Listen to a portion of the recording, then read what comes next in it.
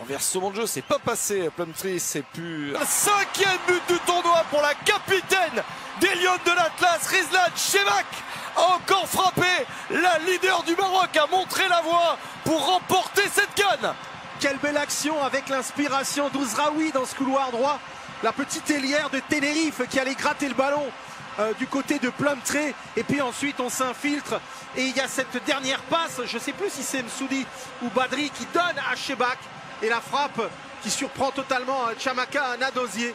Ben voilà, vous avez raison Romain, le ton est donné. Les Marocaines sont entrées dans ce match tout à fait différemment. Et ça s'est vu dès les premiers échanges. Et c'est la capitaine qui montre la voie, qui donne le cap. Comme la plupart de ses coéquipiers en demi-finale, beaucoup plus tranchante au moment de marquer en finale 2-0 pour le Maroc. Alors là, ça fait très mal hein, ce but. Et encore une fois, qui a déclenché l'action?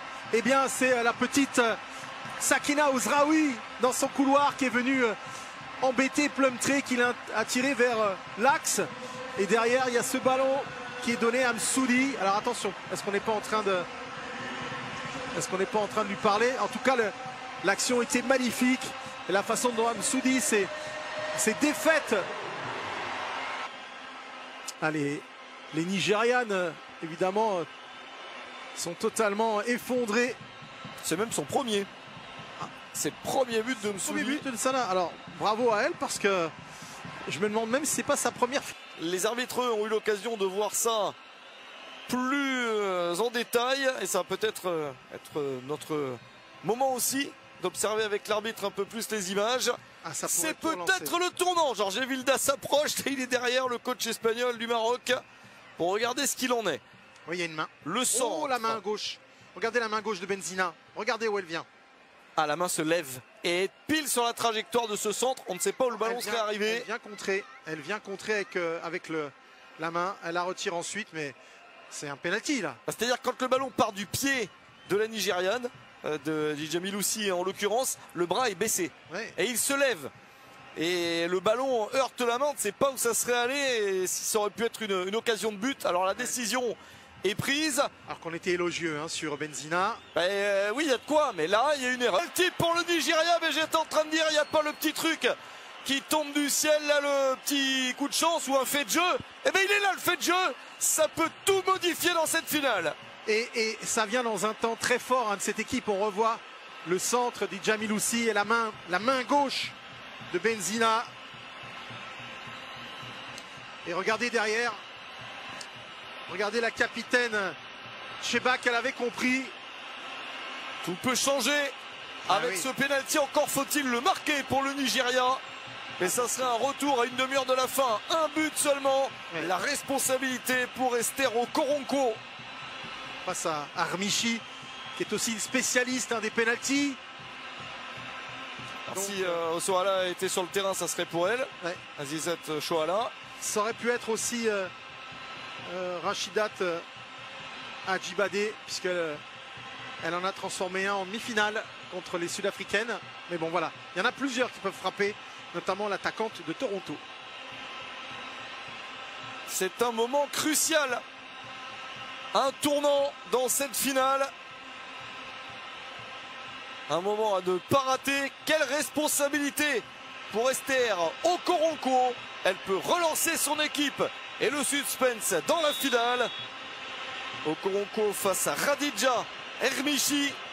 Avant de revenir à hauteur des Marocaines.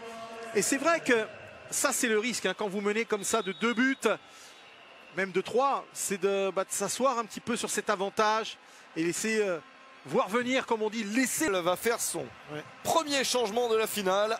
Celui du 2 partout signé Fola Chadé et Djamiloussi. Le Maroc s'est effondré depuis quelques instants et le Nigeria en a profité. Action collective parfaite et les Super Falcons qui ont continué d'appuyer, de taper dans ce mur, dans ce couloir droit où elles passaient le couloir de Redouani et elles ont égalisé sur une action parfaite. 2-2, tout cela en combien? En 8 minutes seulement. Alors, elles avaient vraiment... Pas une finition idéale parce qu'elle met le ballon sur Hermichi. Hein. Oui. Elle aurait pu le mettre de l'autre côté du but. Là, la gardienne aurait pu s'en sortir. Hein. Ça vient sur elle, on ne sait jamais. Ça peut lui rebondir sur le pied, sur la jambe. Mais bon, c'est passé quand même. Vous aurez noté aussi la collision entre Redouani, la latérale gauche, qui n'est pas du tout là, et Benzina sur le débordement. Il y a un problème de placement, il y a un relâchement total.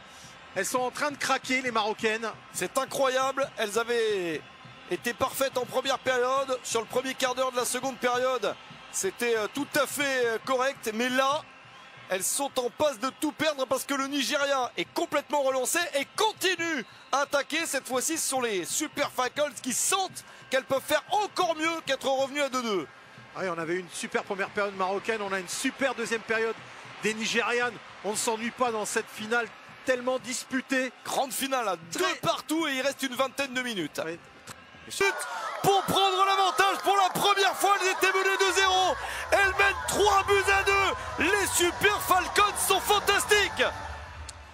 Oui, je vous disais qu'elles roulaient à l'ordinaire en première période, mais alors là, elles sont redevenues super, tout simplement, avec ce troisième but.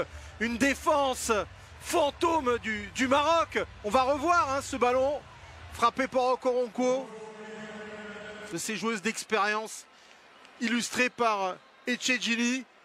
Elle n'a pas eu d'année facile en club avec le Paris Saint-Germain, éliminé des barrages pour aller en Ligue des Champions. Elles n'ont pas fait de Coupe d'Europe, battue en finale de la Coupe de France, deuxième du championnat, battue en finale.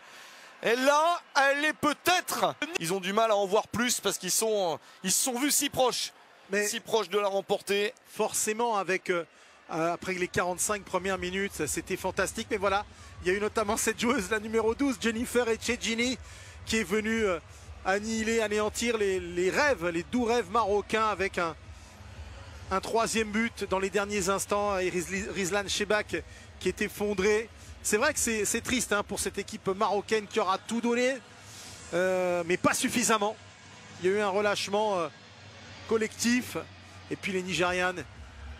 Ah, quelle histoire hein, pour histoire. Justine Madougou qui a réussi à remporter le trophée contre le coach champion du monde c'est pas faux, en gagnant tactiquement en seconde période, en faisant ce qu'il fallait. Oui. C'est pas ça va pas être un mince souvenir pour lui et pour son CV. Il a succédé à l'américain Randy Waldrum hein, qui était là depuis plusieurs années, bon, qui avait des petits soucis salariaux on va dire, on va pas entrer dans plus de détails.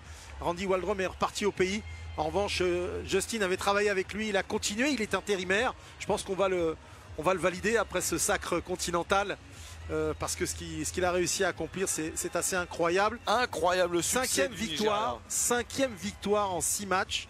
Un seul nul avec contre l'Algérie lors de la J3, 0 but partout, avec une équipe où il avait renouvelé plus de 90% de son effectif, puisqu'elles étaient déjà qualifiées.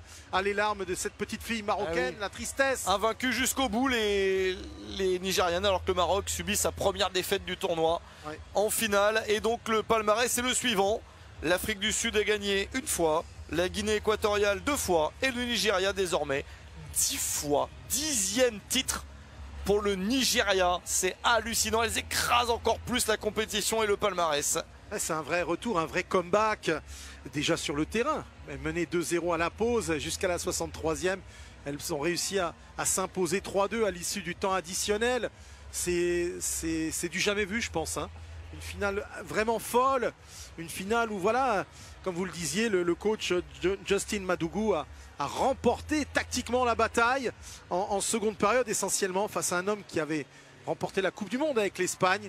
La tristesse pour la capitaine marocaine et Rizlan Chebak qui aurait tellement voulu offrir ce sacre à son pays et puis rejoindre son papa qui a remporté lui la CAN en 76 avec les Lions de l'Atlas. Elle aurait mérité de la gagner. Oui. Hein.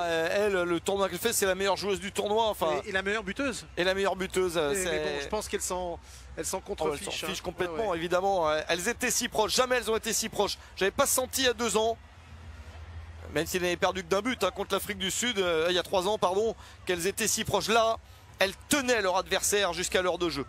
Elles le tenaient. Même si le Nigeria s'améliorait au retour du vestiaire, il y avait 2-0 à une demi-heure de la fin. Ouais. Et tout s'est effondré, c'est terrible. Les gens ont quitté le stade, je pense vraiment très choqués de ce qu'ils ont vécu. Parce que vous perdez une finale 3-0, vous avez le temps de vous y faire. Mais là, c'est venu petit à petit. Ils ont pris le 3e but à la 88e minute, c'est terrible. Il y a deux dynamiques qui sont croisées. La dynamique qui s'est effondrée du Maroc, les soufflements collectifs, des problèmes défensifs, des problèmes de marquage, un relâchement total. Et puis cette envie de se rebeller, d'aller chercher quelque chose, à commencer par un premier but. Les Nigériens, ça leur a donné la confiance. Le tournant, on le disait, hein, c'est sans doute ce penalty d'abord accordé par l'arbitre, Madame Ancino, Joannian Nukwa, puis refusé derrière après que la VAR soit intervenue. Esther Okoronkwo est désignée meilleure joueuse de la finale. Il y a de quoi, elle a fait une très grande finale. Et elle a fait un passe sur le dernier.